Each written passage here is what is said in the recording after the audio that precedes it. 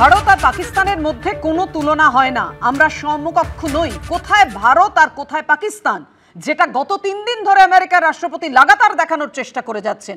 এই বিষয়ে প্রধানমন্ত্রী চুপ কেন, কি বলেছেন পবন খেরা দেখুন।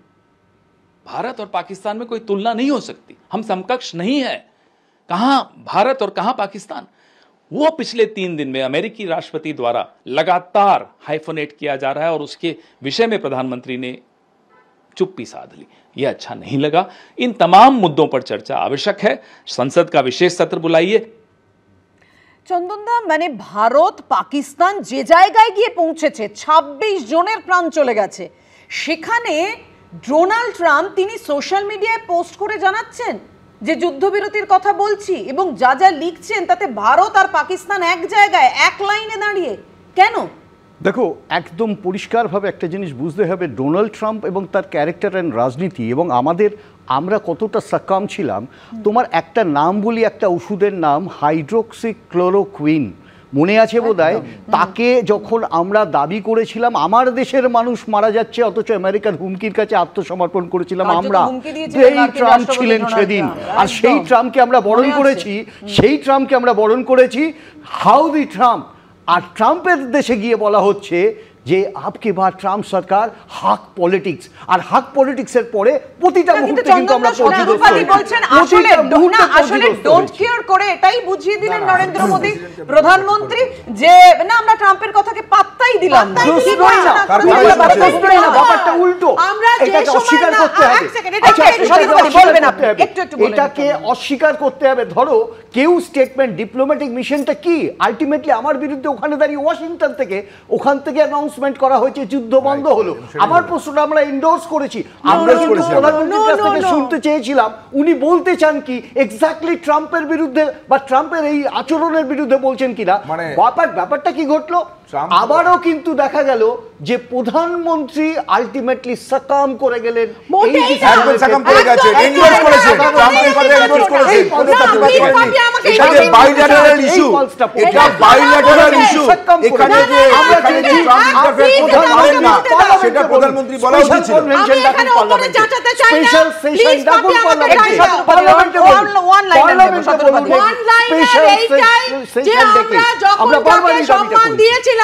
বন্ধুত্বের আসনে বসিয়েছিলাম, অপমানিত ভারতবর্ষ হয়নি, তোমার সময় কথা বলিনি, এত বেশি ভারতবর্ষ অপমানিত হয়নি, এটা বুঝতে হবে। অপমান ভারতবর্ষের মান এত ঠুনকো নয়। ইন্দিরা গান্ধীর সময় সেটাই তো ইন্দিরা অপমান করেছিলেন, you are my friend, you are not my boss. এটা বলবার ক্ষমতা কিন্তু মোদিজির হয়নি। ট্রাম্পের কথাকে এন্ডোর্স করেছে কি করেননি? বলুন না করেননি, বলুন। এটা বলুন না, প্লিজ উত্তরটা দিতে দাও। বল। আজকে যে বড় বড় কথা কংগ্রেস বলছে এবং চন্দনদা যেটা নিয়ে শুরুই করলো, 3 দশকের কথা মোদিজি বলেছে। হ্যাঁ, 3 দশকের মধ্যে প্রায় 15 বছর আমরা আছি, মানলাম। তাহলে এটা কেন কংগ্রেস মানছে না?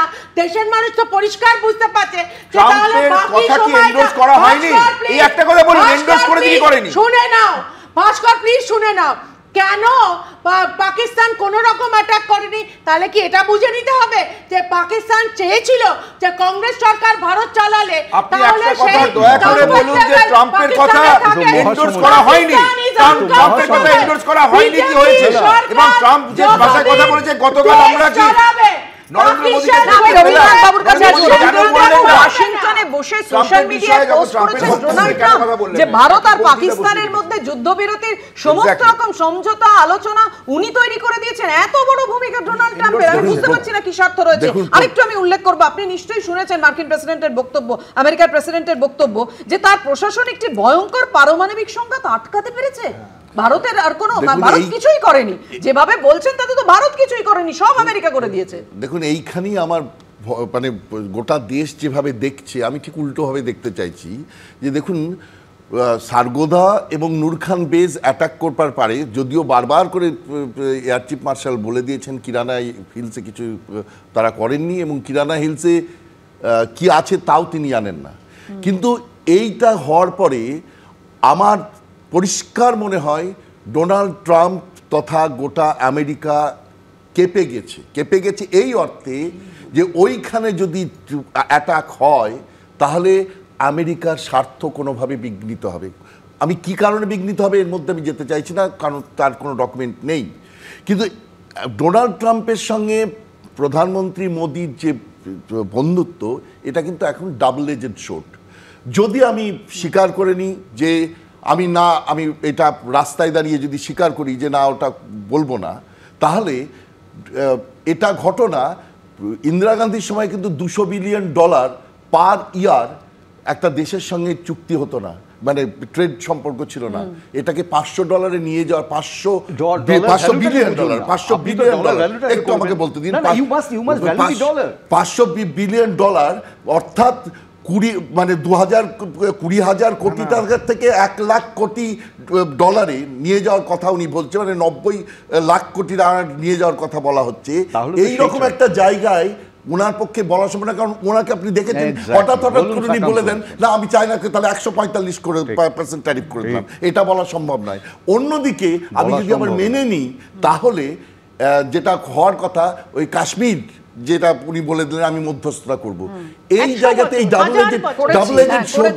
ডাবল এজেড শোডে এসে দাঁড়িয়ে প্রধানমন্ত্রী যেটা করেছেন, পার্লামেন্টে বলবার কথা বলবেন, কিন্তু তার আগে যেখানে বুঝিয়ে দিয়েছেন যে আমরা এই বিষয় নিয়ে কথা বলতে চাই, পিওকে এবং টেরার ছাড়া কোনো বিষয়ে কথা বলবো না, কারো মধ্যস্থতা শুনবো না, এবং যে বিষয়ের মধ্যে আমরা দাঁড়িয়ে আছি এবং সেই মোমেন্টে দাঁড়িয়ে রবিবার রাতে তিনি আবার বলছেন যে আমি বাণিজ্য বৃদ্ধি করছি দুই দেশের সঙ্গে, পরিষ্কার বার্তা দিয়েছে। যুদ্ধবিরতি কিসের শর্ত হবে?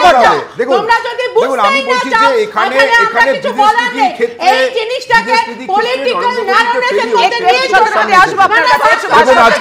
আজকে এটা বলুন যে দাঁড়ান, আরে আপনি কথা বলে দেখুন, আজকে ট্রাম্পের কথা কি এন্ডোর্স করেনি?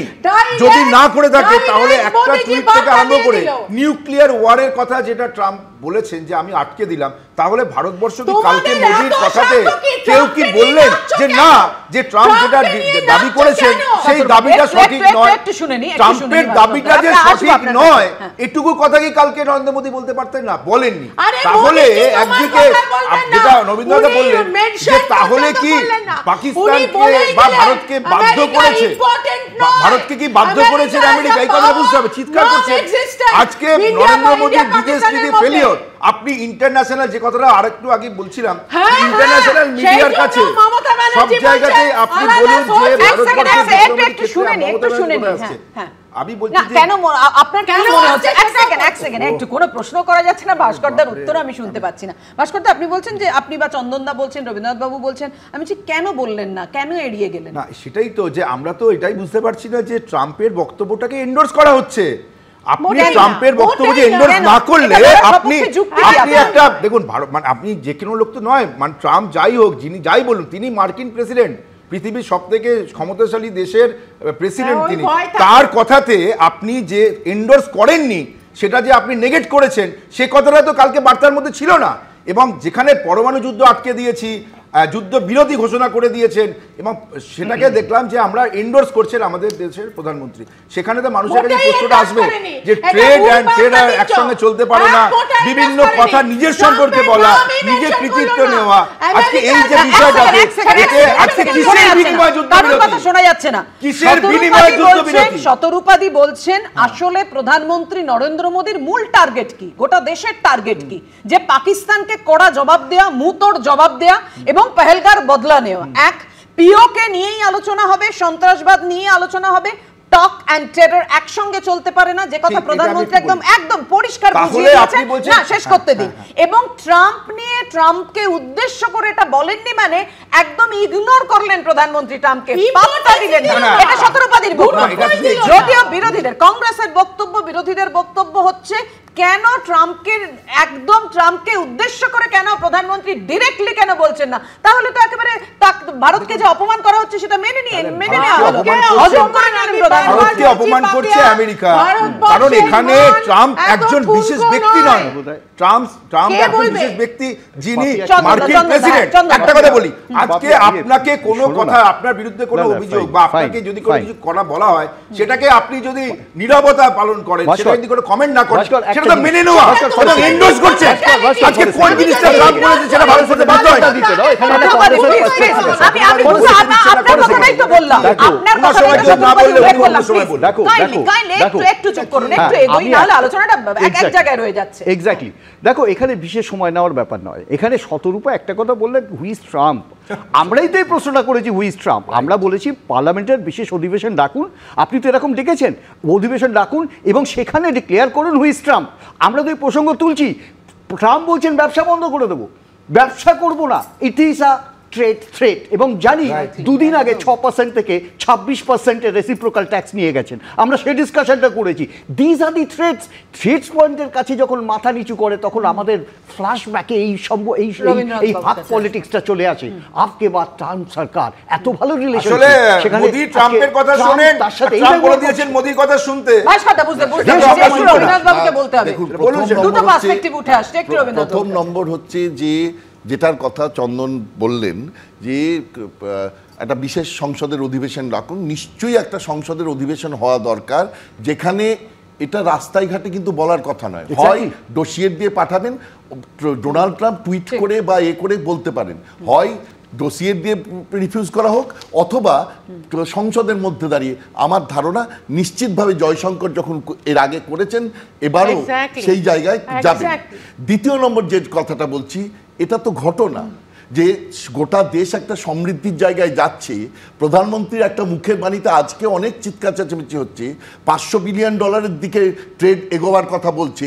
সেখানে যদি আমি কমিয়ে নিয়ে মানে $200 বিলিয়ন এই মুহূর্তে চলছে, অর্থাৎ $20,000 কোটি এই মুহূর্তে ট্রেড চলছে বার্ষিক, সেটা যদি এক কথায় বন্ধ করে দেওয়ার, একটা মুখের কথায় বন্ধ হয়ে যায়, দেশবাসীর কি হবে? তখন এরা সবাই দায়িত্ব নেবেন?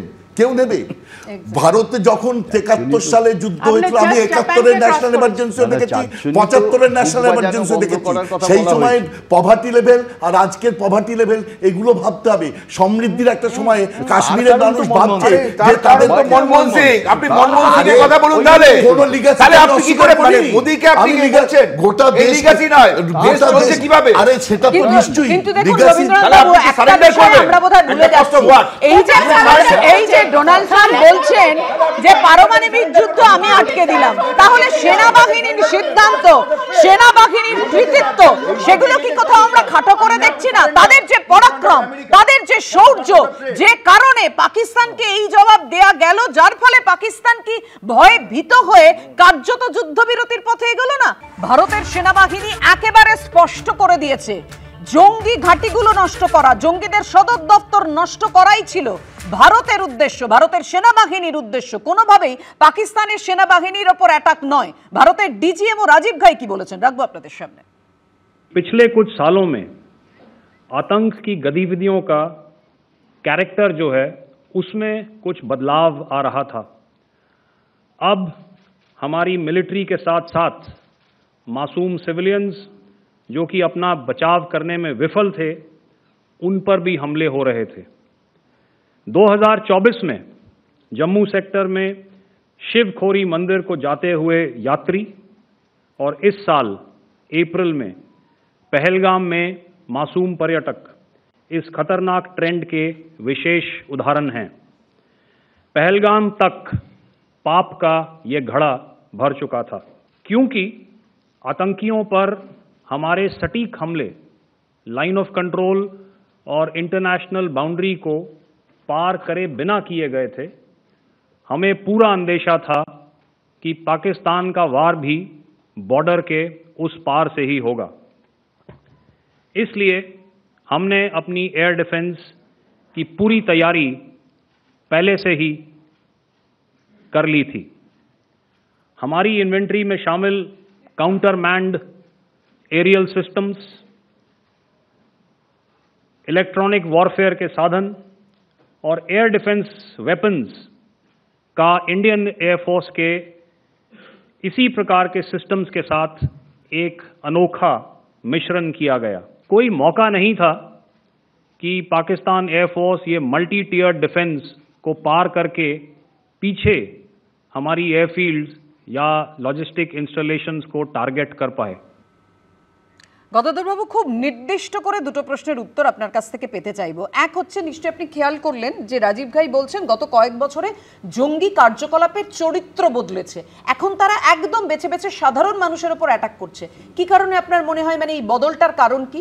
দুই হচ্ছে যে ডিজিএমও লেফটেন্যান্ট জেনারেল রাজীব ঘাই বলছেন, আগের দিনও আমরা তার বক্তব্যে পেয়েছি, যে পাকিস্তানের আঘাত সীমান্তের ওপার থেকেই হবে, সেই কারণে আমরা আমাদের এয়ার ডিফেন্স শুধু নয় সব ডিফেন্সকে একেবারে তৈরি রেখেছিলাম যাতে সমুচিত জবাব দেওয়া যায় পাকিস্তানকে। আমি বলছি এই পাকিস্তানের গতিবিধি নিয়ে সুনির্দিষ্ট তথ্য প্রমাণ তার মধ্যে সেনাবাহিনীর হাতে ছিল, তাই তারা এই জবাব দিতে পেরেছে, তাই তো? দেখুন, আপনি যদি কাশ্মীরের পাক স্পন্সর টেরোরিজমকে অ্যানালিসিস করেন তখন দেখবেন আপনি 1948-এ আইএসআই জন্ম হয়েছে। আইএসআই তৈরি হয় 1948, কারণ দুটো ওরা মিলিশিয়াকে চেষ্টা করেছিল, পারেনি। এবং 48-এর পর যদি দেখেন ওরা দুটো প্রিন্সিপাল কিন্তু প্রথম দিকে মানত। কাশ্মীরে, পার্টিকুলারলি কাশ্মীরে কোনো বোম্বিং হয়নি, বেশ কিছুদিন কাশ্মীরে কোনো বোম্বিং হয়নি। নাম্বার 2, নিরীহ লোক বা মহিলাদের ওরা অ্যাটাক করতো না, এটা কিন্তু কাশ্মীরে যদি অ্যানালিসিস করেন এটা পাবেন না। কিন্তু 1989-এর পর ক্যারেক্টার কমপ্লিটলি চেঞ্জ হয়ে গেল, প্রথম দিকে ওরা অ্যাটাক করতো অনলি দ্য সিকিউরিটি ফোর্সেস, প্রথম দিকে ওদের অ্যাটাক ছিল অনলি সিকিউরিটি ফোর্সেস অ্যান্ড, কিন্তু গ্র্যাজুয়ালি দেখা যাচ্ছে যে ওরা আস্তে আস্তে ক্যারেক্টার চেঞ্জ করে দিল, চেঞ্জ করে সিভিলিয়ানের উপর অ্যাটাক শুরু করে দিল। এই যে সিভিলিয়ানের উপর অ্যাটাক করার কথা হচ্ছে যে ওরা একটা টেরর ইনফ্রাস্ট্রাকচার চেঞ্জ করে টেরোরিজমটাকে ওরা সিভিলিয়ানের মধ্যে ঢুকিয়ে দেওয়ার চেষ্টা করলো। প্রথম দিকে ওরা কাশ্মীরে এই জন্য যে ওরা ওদের হিসেবে আমরা ইন্টারোগেশনে দেখেছি, বারবার আমরা দেখেছি, মাস্টার আসান ডার যে জন্ম দিয়েছে, যে হিজবুদ্দিনের চিফ ছিল, তার সেই ইন্টারোগেশনে বলেছে যে পাকিস্তান কী চায়, পাকিস্তান কিন্তু আমরা পাকিস্তানের হেল্প নিচ্ছি, আমরা পাকিস্তানের সঙ্গে আছি, কিন্তু পাকিস্তান চায় না যে কাশ্মীরে আজাদি হোক। একদম। এবং পাক সেনারা কি চাইছে না, জঙ্গিদের হয়ে ব্যাট ধরেছে তারা, বাধ্য হয়ে আমাদের জবাব দিতে হয়েছে, আমাদের জবাবে পাকিস্তানের যা ক্ষতি হয়েছে তা ওদের জন্যই হয়েছে।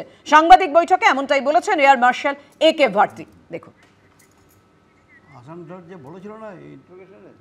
हमारी लड़ाई आतंकवाद और आतंकवादियों के खिलाफ थी, इसलिए 7 मई को हमने केवल आतंकवादी ठिकानों पर ही हमला किया था।